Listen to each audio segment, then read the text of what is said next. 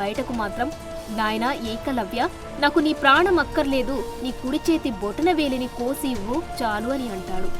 ద్రోణుడి కోరిక విన్న అర్జునుడు అలాగే స్తబ్దుగా ఉండిపోతాడు. కుడి చేతి బొటన వ్రేలిని కోసి ఇవ్వడమంటే ఇక ఈ జన్మలో ఏకలవ్యుడు బాణాలు ప్రయోగించలేడు. నాకు ఇచ్చిన మాట నిలబెట్టుకోవడం కోసం ద్రోణుడు ఏకలవ్యుడిని చాలా పెద్ద కోరిక కోరాడు. దీని అంతటికి కారణం తనే అని బాధపడసాగాడు. ద్రోణుడి కోరికను అర్థం చేసుకున్న ఏకలవ్యుడు బాధపడలేదు. తను ఇక ఈ జన్మలో బాణాలు వెయ్యలేకపోయినా కనీసం గురువు అడిగిన గురుదక్షిణను కాదనకుండా ఇచ్చిన శిష్యుడిగా చరిత్రలో నిలిచిపోతే చాలు అని అనుకుని ఒక బాణం తీసుకుని దాని చివర కొనతో తన కుడి చేతి బొటన వేలిని కోసుకొని దానిని సంతోషంగా తన గురువైన ద్రోణుడి పాదాలకు సమర్పిస్తాడు.